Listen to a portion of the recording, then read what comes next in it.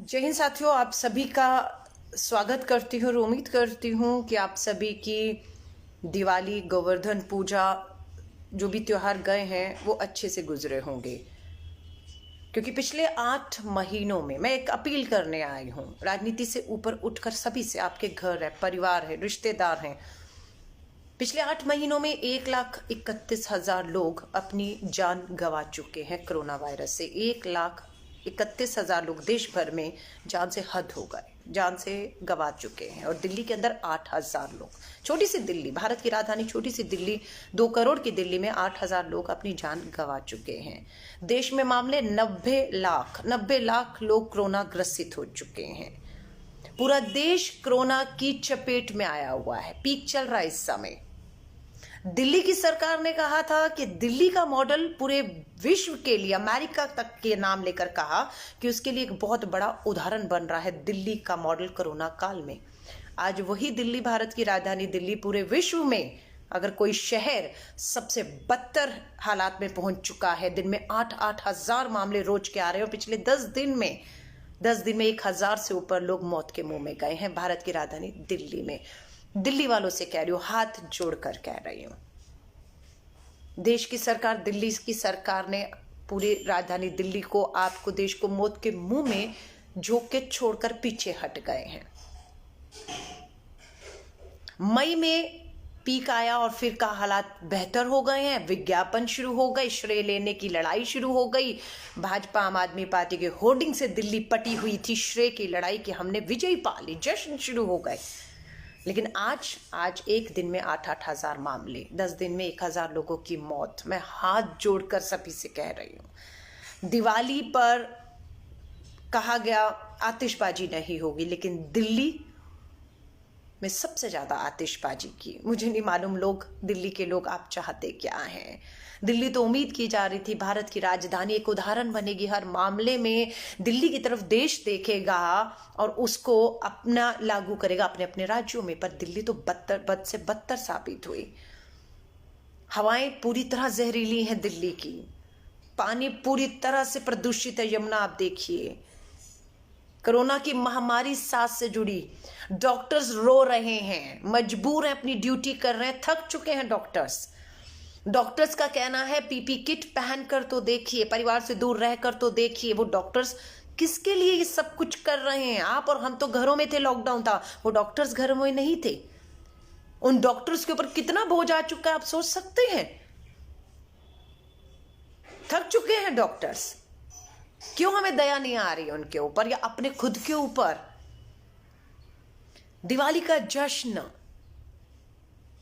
दिल्ली की सरकार, आज क्यों लोग छठ पूजन के लिए मांग कर रहे हैं दिल्ली की सड़कों पर धरने प्रदर्शन कि अरविंद केजरीवाल जी, जब सरकारी खर्चे पर एक भव्य दिल्ली के अंदर दिवाली पूजन का आयोजन किया जा सकता है, नाच गाना डांस हो सकता है, सारी सरकार और मंत्री विधायक पूजा अक्षरधाम में कर सकते हैं, तो फिर मांग उठना स्वाभाविक है। फिर छठ पूजा में से परेशानी क्या है अरविंद जी आपको?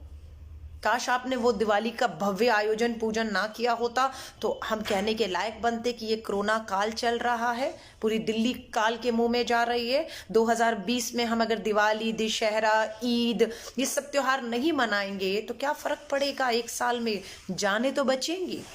अभी फैसला आया कि शादी के सीजन शुरू हो रहा है, केजरीवाल जी ने फैसला किया 200 बाराती आ सकते हैं। लड़की वालों ने कार्ड छपवा लिए, लड़के वालों ने कार्ड छपवा लिए, 200 कार्ड छपवा दिए, बट गए हैं। अब लोग फोन कर रहे हैं, खासतौर से बेटी वाले, कि बारातियों को अब कैसे कहें कि जिनके घर कार्ड देकर आए हैं उन्हें बारात में लाने से या आने से इनकार कर दीजिए। कैसे मना करें, नहीं समझ आ रही उन्हें। क्योंकि हिंदुस्तान में हमारे यहाँ जो कल्चर है, हमारी शादियां, त्योहारों में रिश्तेदारों को सम्मान से बुलाया जाता है और उन्हें मना करना क्योंकि अब फैसला केजरीवाल सरकार नहीं ले पाई कि एक बार 21 साल के लिए नियम कानून सब तय कर दीजिए कि कोई मंदिर, गुरुद्वारा, गिरजाघर, मस्जिदें कुछ नहीं खुलेंगी इस एक साल के अंदर। कोई त्योहार किसी भी धर्म का हो भव्य तरीकों से नहीं मनाया जाएगा। जितनी सिंपल और साधारण तरीकों से हम जी सकते हो इस कोरोना काल में जीना है।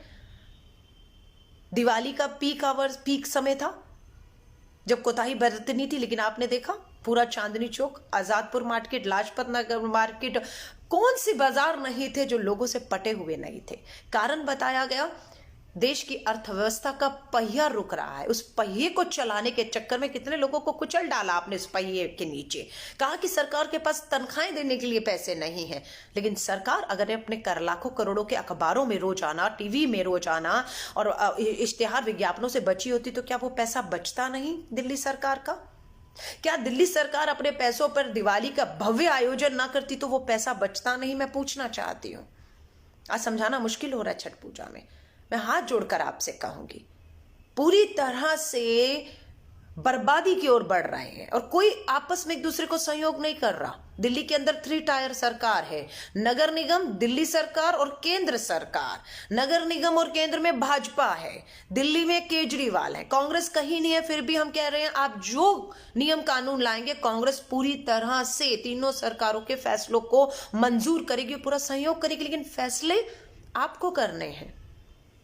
पहले कहा दिवाली में आतिशबाजी नहीं होगी, फिर कहा नहीं ग्रीन आतिशबाजी होगी। छोटा व्यापारी ग्रीन क्रैकर्स, ग्रीन आतिशबाजी खरीद कर, छोटा व्यापारी जो पहली महंगाई से, तालेबंदी से त्रस्त था, आपने कहा ग्रीन क्रैकर खरीद सकते हैं और बेच सकते हैं। लोगों ने खरीद लिए, छोटे दुकानदारों ने, और आपने एक रात को फरमान जारी कर दिया कि ग्रीन क्रैकर्स पे भी बैन हो गया।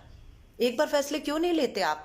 कितना नुकसान हुआ लाखों रुपए का उस छोटे व्यापारियों को जो इतनी महंगाई में अपनी दुकानों पर आपने लाइसेंस दिया था, आपने लाइसेंस दिया था, उन्होंने तब जाकर वो ग्रीन क्रैकर्स खरीदे और आपके मंत्री भी गए उनकी दुकानों पे फोटो खिंचवा कर आए, और अगले दिन आपने एकदम से फैसला कर दिया। सोचा उस छोटा व्यापारी को कितना नुकसान हो गया, उस नुकसान की भरपाई कौन करेगा? शादी के कार्ड 20 से अब आप कह रहे हैं 50।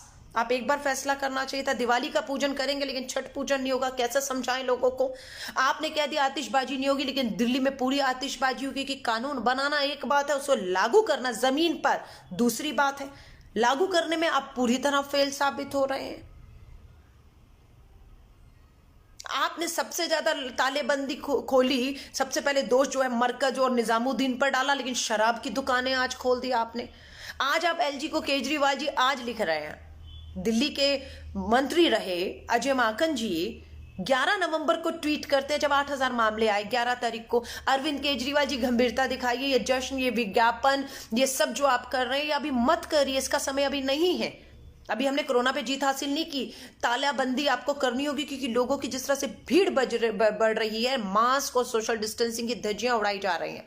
देश के प्रधानमंत्री को हमने खुद देखा कि बिहार में आंशिक जीत, पर प्रधानमंत्री जी अपना पीएमओ छोड़कर रक्षा मंत्री, गृह मंत्री, 3 के लिए जबरदस्त रूट लगा, वीवीआईपी रूट लगता है, आसपास कोई नहीं आ सकता, और घंटों जाम में फंसे रहे, क्योंकि भाजपा मुख्यालय आईटीओ पर जश्न मनाने जो पहुंचना था। चाहते तो देश के प्रधानमंत्री जी, गृह मंत्री, रक्षा मंत्री एक उदाहरण पेश कर सकते थे कि डिजिटल आप अपने कार्यकर्ताओं को संबोधित करते, बधाई देते, जश्न मनाते, लेकिन नहीं, आपने घंटों जाम रखा। और भाजपा मुख्यालय में प्रधानमंत्री जी ने खुद अपना मास्क उतारा और हाथ हिलाया। उन्हें लग रहा था कि मैं मास्क नहीं उतारूंगा तो मुझे लोग पहचानेंगे नहीं। देश के गृह मंत्री अमित शाह जी को हमने मंदिरों में पूजा करते हुए भीड़ में देखा, लेकिन मास्क नहीं पहना था। अरविंद केजरीवाल जी जब जाते हैं तो अधिकतर मास्क उनकी ठुड्डी पर रहता है, कि मास्क नाक के लिए नहीं, ठुड्डी के लिए। आपने अंतरराष्ट्रीय हमारा बस अड्डे आपने खोल दिए, मेट्रो आपने खोल दी, ऑटो में, बसों में आपने जो नंबर तय किया था 50% खत्म कर दिया आपने। और मैं साफ कहूंगी, अगर लोग नहीं समझ रहे तो आपको सख्त फैसले इस जनता, दिल्ली, देश के हित में लेने होंगे। चाहे उन्हें थोड़े समय के लिए बुरा लगे, लेकिन जाने बचेंगी उनकी। 10 दिन में भारत की राजधानी दिल्ली में 1000 लोग मौत के मुंह में। कहते घर में एक मौत हो ना, घर में एक मौत हो तो जश्न नहीं मनाए जाते। अरविंद केजरीवाल जी, भारत की राजधानी दिल्ली में 8 महीनों में 8000 लोग मौत के मुंह में चले गए और आपने भव्य जश्न सरकारी खर्चे पर अक्षरधाम में भव्य जश्न मनाया। कैसा जश्न था? दिल्ली के 8,000 लोग मौत के मुंह में चले गए। क्या साधारण तरीकों से घरों से बैठकर हम लोग दिवाली का जश्न मना के एक उदाहरण पेश नहीं कर सकते थे कि घरों में परिवार के 4 लोगों में पूजन होता ताकि उसका उदाहरण बनता? दिल्ली के अस्पताल में मैंने डॉक्टरों के बारे में बताया है, थक गए हैं वो 8 महीनों में, कोई छुट्टी नहीं मिल रही उनको। पीपी किट में आप रहकर तो देखिए, तनख्वाही नहीं मिली 3 महीने तक। कस्तूरबा गांधी अस्पताल और दिल्ली नगर निगम के अस्पतालों के डॉक्टरों को 3 महीने की तनख्वाही नहीं मिली, धरने पर जाना पड़ा, तब प्रदर्शन उनको पिछले 3 महीने की मिली, अगले 3 महीने की तनख्वाही नहीं है, फिर भी वो आपके लिए हमारे लिए ड्यूटी कर रहे हैं। दया कीजिए उनके ऊपर। सरकारी अस्पतालों में दिल्ली सरकार का हेल्थ स्वास्थ्य का मॉडल ध्वस्त हुआ। क्या कब हुआ ध्वस्त? 2 मंत्री मनीष सिसोदिया जी और सत्येंद्र जैन सरकारी अस्पताल में सुविधाओं के अभाव के चलते गंभीर हुए तो मैक्स में दोनों को निजी अस्पताल में तुरंत शिफ्ट करना पड़ा, क्योंकि सरकारी अस्पताल में सुविधाएं नहीं थी। गरीब आम आदमी, अपने बारे में सोचिए आप। क्या सरकारी अस्पताल में सुविधा के अभाव हुआ तो आपको सरकारी खर्चे पर क्या किसी निजी अस्पताल में वेदांता मैक्स में भेजा जाएगा? नहीं भेजा जाएगा। सोचिए अपने बारे में। वो तो मंत्री थे, अपना ही ध्वस्त हो गया मॉडल उनका इस कोरोना काल में। अपने ही मंत्री निजी अस्पताल में सरकारी खर्चे से लाखों रुपया देकर इलाज करा के घर चले गए। आप समझ रहे हैं? आपका इलाज नहीं होगा निजी अस्पतालों में जब तक आपके पास लाखों रुपया ना होगा। बस बिस्तर आपके रिजर्व किए हैं, आईसीयू वेंटिलेटर्स, लेकिन खाली होंगे तो रिजर्व करेंगे ना। दिल्ली सरकार गई कोर्ट में कि निजी अस्पतालों में आईसीयू बेड रिजर्व करिए। वो कहते कर दीजिए, खाली होंगे तो रिजर्व होंगे ना। जब खाली ही नहीं है तो रिजर्व का क्या मतलब हुआ? और सुविधाओं का अभाव पूरे सरकारी अस्पतालों में है, ध्वस्त हो चुकी है पूरी व्यवस्था। ख्याल रखिए अपना, अपना बच्चों का। हाथ जोड़कर मैं कह रही हूं, मास्क का इस्तेमाल करिए, सोशल डिस्टेंसिंग करिए। बहुत मजबूरी ना हो मत निकलिए घरों से, घरों से काम कर सकते हो कीजिए। अब आज दिल्ली के मुख्यमंत्री ने, अजय माकन जी ने 1 हफ्ता पहले कहा था कुछ सोचिए, और आज वो सोच रहे हैं कि शादी में 200 नहीं 50 लोग बुला लेते हैं, दिवाली मना दी, अब हम लोग छठ नहीं मनाते हैं, हम जो है अब लॉकडाउन कर देते हैं। आप समझ रहे हैं, जब सिर के ऊपर से पानी निकल चुका है। कहते हैं ना देर आए दुरुस्त आए। अब देर तो इतनी होगी, दुरुस्त आने का कोई मतलब ही नहीं। अपनी जानें बचा लीजिए, बस मैं ये कहूंगी, दिल्ली के लोगों से कहूंगी, जानें बचाइए अपनी। शादी का कार्ड आया हो, सगन भिजवा दीजिएगा, बाद में माफी मांग लीजिए, वीडियो कॉल पे शुभकामनाएं दे दीजिए, पर कोशिश करिए और अभी से सूचित कर दीजिएगा, क्योंकि जिसने कार्ड दिया है वो बेचारा अपनी बारात पे, बेटी की बारात में कितना खाना बनाकर बैठा होगा 200 लोगों को कार्ड देकर, लेकिन वहां पहुंचने 50 हैं और पता नहीं 200 को कार्ड दिया तो 200 भी आ गए, तो खाना 50 का बनाऊं या 200 का बनाए, कुछ नहीं मालूम। तो लोगों को कहूंगी, दिल्ली के लोगों को कहूंगी, हाथ जोड़कर अपना ख्याल खुद रखिए, प्लीज मत निकलिए घरों से। और ये साल तो इतना बदतर इसलिए हो गया है कि वायु प्रदूषण और कोरोना दोनों सांस और लंग से जुड़ी बीमारियां हैं, दोनों। वेंटिलेटर आईसीयू बेड नहीं है, मान जाइएगा। अमित शाह जी के कूदने से या केजरीवाल के जागने से अब चीजें बेहतर नहीं होंगी, रात भर में बेहतर नहीं होंगी। आंकड़ों का खेल होगा अब, आंकड़ों का खेल।